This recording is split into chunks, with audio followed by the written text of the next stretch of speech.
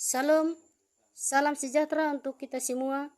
Perkenalkan, nama saya Haryati Huwaweru. Saya akan menjelaskan tentang mata kuliah Psikologi Perkembangan. 1. Pengertian remaja. Pengertian remaja adalah seseorang yang berada dalam usia peralihan dari kanak-kanak menuju dewasa. 2.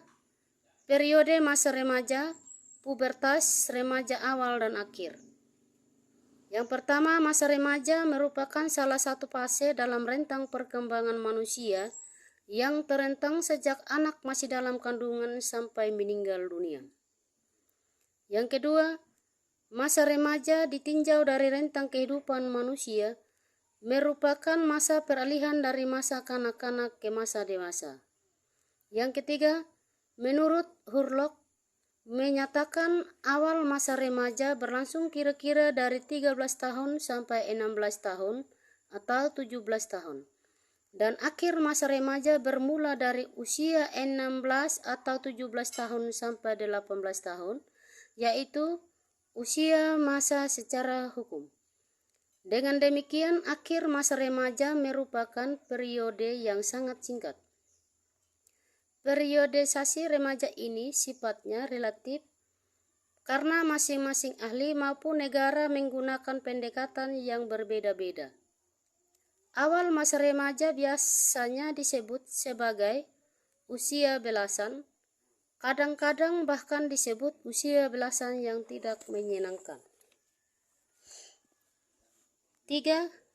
Tugas perkembangan masa remaja yaitu mampu menerima keadaan fisiknya, mampu menerima dan memahami peran seks usia dewasa, mampu membina hubungan baik dengan anggota kelompok yang berlainan jenis, mencapai kemandirian emosional, mencapai kemandirian ekonomi, mengembangkan konsep dan keterampilan intelektual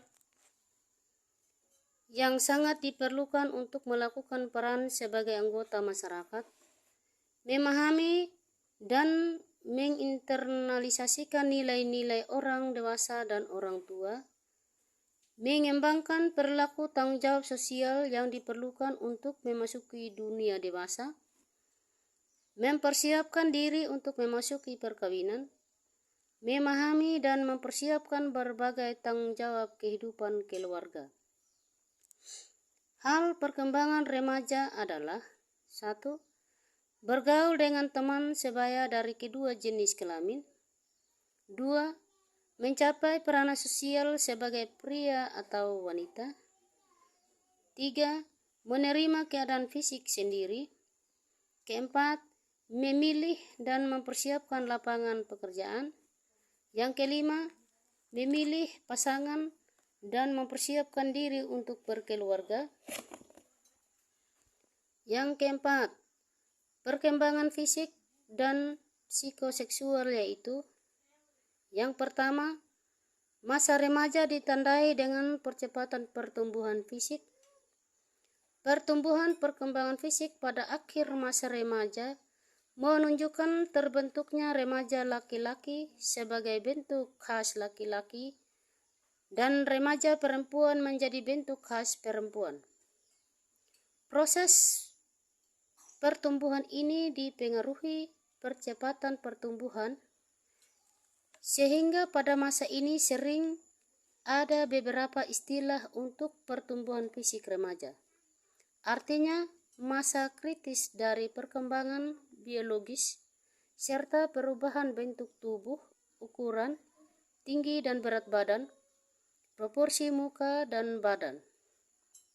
Yang kedua, pertumbuhan berat badan dan panjang badan berjalan paralel dipengaruhi oleh hormon yaitu hormon mamotropik serta hormon gonadotropik, kelenjar seks, yang mempengaruhi peningkatan kegiatan pertumbuhan dan perkembangan ciri-ciri seks primer dan sekunder. Pertumbuhan pada laki-laki bertambah berat karena kuatnya urat daging dan wanita karena jaringan pengikat di bawah kulit, terutama pada paha, lengan, dan dada. Percepatan pertumbuhan pada wanita berakhir pada usia 13 tahun dan pada laki-laki pada usia 15 tahun. 5. Perkembangan kognitif adalah perubahan kemampuan mental seperti belajar, memori, menalar, berpikir, dan bahasa. Jahja tahun 2012 menurut Piaget dalam Sandstrop tahun 2001 dalam Jahja 2012, seorang remaja termotivasi untuk memahami dunia karena perilaku adaptasi secara biologis mereka. Dalam pandangan Piaget, remaja secara aktif membangun dunia kognitif mereka di masa informasi yang didapatkan tidak langsung diterima begitu saja ke dalam skema kognitif mereka. Remaja telah mampu membedakan antara hal-hal atau ide-ide yang lebih penting dibandingkan ide lainnya. Lalu remaja juga mengembangkan ide-ide ini. Seorang remaja tidak saja mengorganisasikan apa yang dialami dan diamati, tetapi remaja mampu mengolah cara berpikir mereka sehingga memunculkan suatu ide baru. 6. Perkembangan emosi, yaitu pada masa remaja terjadi ketegangan emosi yang bersifat khas, sehingga masa ini disebut masa badai dan topan. Hank Tenet Emotionalities, yaitu masa yang menggambarkan keadaan emosi remaja yang tidak menentu, tidak stabil, dan meledak-ledak. Meningginya emosi terutama karena remaja mendapat tejana sosial dan menghadapi kondisi baru. Karena selama masa kanak-kanaknya, mereka kurang mempersiapkan diri untuk menghadapi keadaan itu. Kepekaan emosi yang meningkat sering diwujudkan dalam bentuk remaja lekas marah, suka menyendiri, dan adanya kebiasaan nervous seperti gelisah, cemas, dan sentimen, menggigit kuku, dan garuk-garuk kepala. Terjadinya peningkatan kepekaan emosi pada remaja. Hal ini disebabkan oleh beberapa faktor antara lain: 1. Perubahan sistem endokrin menyebabkan perubahan fisik. 2. Faktor nutrisi ketegangan emosi. Ketiga, anemia apatis disertai kecemasan dan lekas marah. Yang keempat, kurang kalsium, lekas marah, emosi tidak stabil. Yang kelima, adanya cacat tubuh. Yang keenam, hubungan yang tidak harmonis dalam keluarga. Yang ketujuh, kurangnya model dalam berperilaku. Yang kedelapan, faktor sosial, tuntutan masyarakat yang terlalu tinggi. Kesembilan, tidak dapat mencapai cita-cita prestasi. Yang ke-10, penyesuaian terhadap jenis kelamin lain. Yang ke-11, masalah-masalah sekolah, masalah penyesuaian diri, emosi, sosial, pertentangan dengan aturan sekolah. Yang ke-12, masalah pekerjaan, tidak menentunya kondisi sosial. Yang ke-13, hambatan kemauan, peraturan di rumah, norma-norma sosial, hambatan keuangan. Perkembangan sosial. Interaksi sosial dengan orang lain sudah dimulai sejak masa bayi dengan cara yang sangat sederhana. Pada tahun pertama kehidupan, interaksi sosial anak sangat terbatas, yang terutama adalah dengan ibu dan pengasuhnya. Interaksi tersebut dilakukan melalui pandangan mata, pendengaran, dan bau badan. Kepedulian terhadap lingkungan hampir tidak ada, sehingga bila kebutuhannya sudah terpenuhi, anak tidak peduli lagi terhadap lingkungan dan akan segera tidur. Kebutuhan untuk berhubungan dengan orang mulai dirasakan pada usia 6 bulan, dan pada usia 2-6 tahun, anak belajar melakukan hubungan sosial dan bergaul dengan berbagai orang di luar lingkungan rumah, terutama dengan teman sebaya. Mereka belajar menyesuaikan diri, bekerja sama sambil bermain. Perkembangan sikap sosial remaja setidaknya ada yang disebut sikap konformitas dan sikap heteroseksual. Perkembangan moral. Sebelum diuraikan mengenai perkembangan moral pada remaja, terlebih dahulu akan diuraikan tentang pengertian moral.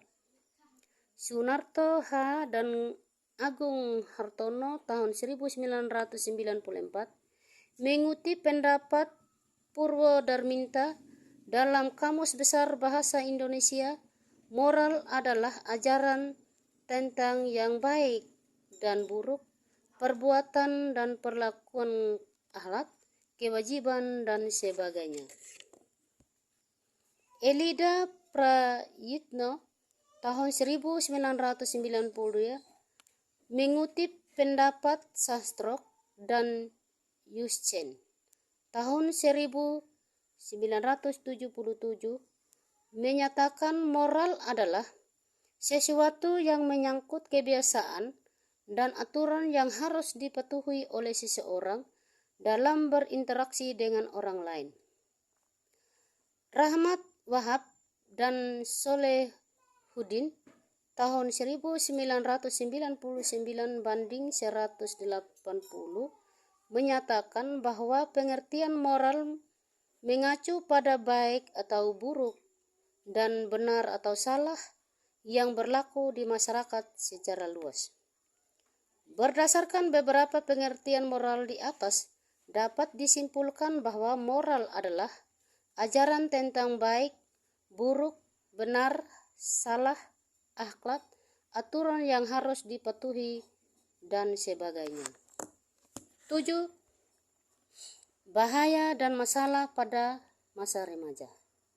Seiring dengan perkembangan fisik yang sangat cepat dapat berakibat pada masa remaja yang tidak dapat menyesuaikan secara baik, sering menimbulkan bahaya-bahaya yang muncul pada masa remaja. Menurut Hurlock tahun 1991 banding 236 sampai 237 ada 2 bahaya, yaitu 1.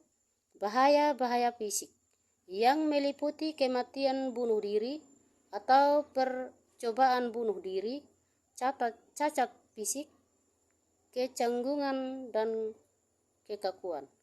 Yang kedua, bahaya psikologis, yaitu bersekitar kegagalan menjalankan peralihan psikologis ke arah kematangan yang merupakan tugas perkembangan masa remaja yang penting.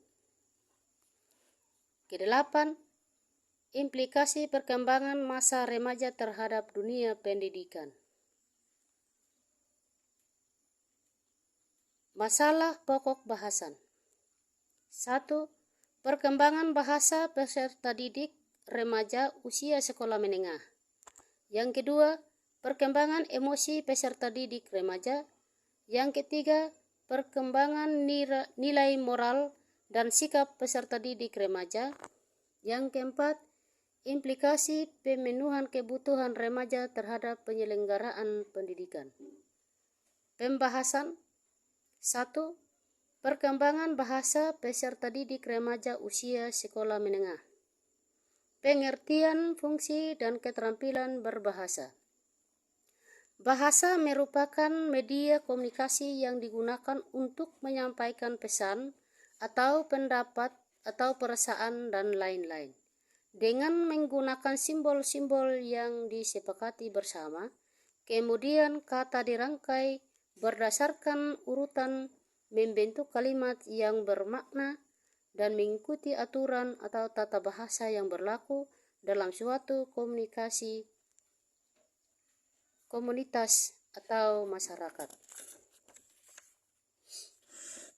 Bahasa dibedakan menjadi 3 bagian, yaitu 1. Bahasa lisan, yang kedua bahasa tertulis, dan yang ketiga bahasa isyarat.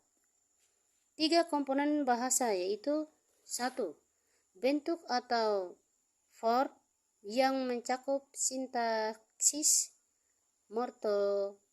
morfologi atau bentuk, dan fonologi atau bunyi bahasa.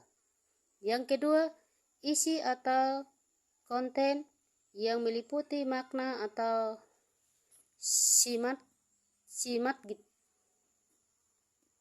Yang ketiga, menggunakan atau yang mencakup pragmatis. Keterampilan bahasa memiliki 4 aspek atau ruang lingkup, yaitu 1. Keterampilan mendengar, yang kedua berbicara, yang ketiga membaca, yang keempat menulis. Sedangkan keterampilan berbicara meliputi 1. Kemampuan mengungkapkan pikiran, perasaan, dan informasi secara lisan mengenai perkenalan, tegur sapa, pengenalan benda, fungsi anggota tubuh, kegiatan bertanya, percakapan, bercerita, deklamasi, memberi tanggapan, pendapat atau saran, dan diskusi. Yang kedua, kemampuan mendengarkan meliputi kemampuan memahami bunyi bahasa, perintah, dongeng atau drama, petunjuk, denah, pengumuman, berita, dan konsep materi pelajaran. Yang kedua, perkembangan emosi peserta didik remaja. Menurut Hurlock tahun 1981, remaja adalah mereka yang berada pada usia 12 sampai 18 tahun. Monks tahun 2000 memberi batasan usia remaja adalah 12 sampai 21 tahun. Menurut Stanley Hale dalam Sastrock 2003, usia remaja berada pada rentang 12 sampai 23 tahun. Berdasarkan batasan-batasan yang diberikan para ahli, bisa dilihat bahwa mulainya masa remaja relatif sama, seperti berakhirnya masa remaja sangat bervariasi. Bahkan ada yang dikenal juga dengan istilah remaja yang diperpanjang dan remaja yang diperpendek. Remaja adalah masa penuh dengan permasalahan. Statement ini sudah dikemukakan jauh pada masa lalu, yaitu di awal abad ke-20 oleh Bapak Psikologi Remaja, yaitu Stanley Hale. Ketiga, perkembangan nilai moral dan sikap peserta didik. Definisi nilai. Nilai-nilai kehidupan adalah norma-norma yang berlaku dalam masyarakat, misalnya adat, kebiasaan, dan sopan santun. Sutikna tahun 1988 banding 5, sopan santun, adat, dan kebiasaan serta nilai-nilainya terkandung dalam Pancasila adalah nilai-nilai hidup yang menjadi pegangan seseorang dalam kehidupan sebagai warga negara Indonesia. Definisi moral. Moral adalah ajaran tentang baik atau buruk perbuatan dan kelakuan, akhlak, kewajiban, dan sebagainya. Purwa Darminto tahun 1957 banding 1957 Dalam moral diatur segala perbuatan yang dinilai baik dan perlu dilakukan, dan suatu perbuatan yang dinilai tidak baik perlu dihindari. Moral berkaitan dengan kemampuan untuk membedakan antara perbuatan yang baik dan yang salah. Dengan demikian, moral merupakan kendali dalam bertingkah laku. Hubungan antara nilai, moral, dan sikap. Dalam pengalaman Pancasila, moral merupakan kontrol dalam bersikap dan bertingkah laku sesuai dengan nilai-nilai hidup yang ada dalam Pancasila. Karakteristik nilai, moral, dan sikap remaja.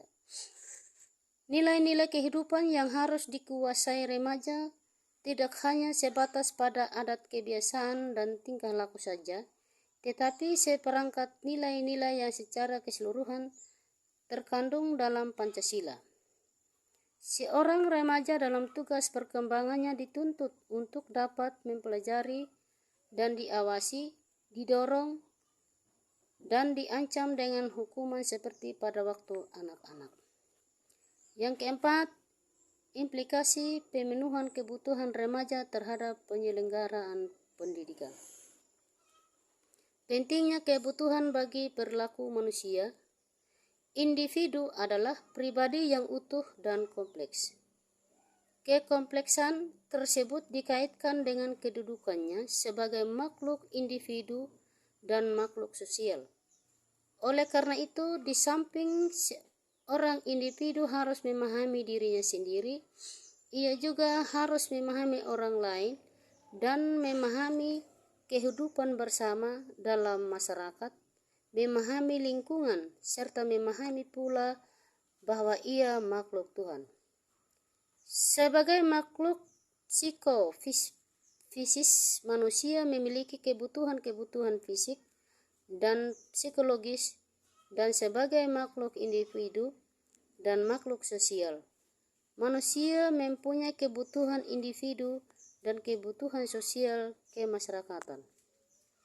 Dengan demikian, maka setiap individu tentu memiliki kebutuhan karena ia tumbuh dan berkembang untuk mencapai kondisi fisik dan sosial, psikologis yang lebih sempurna dalam kehidupannya. Sekian dan terima kasih.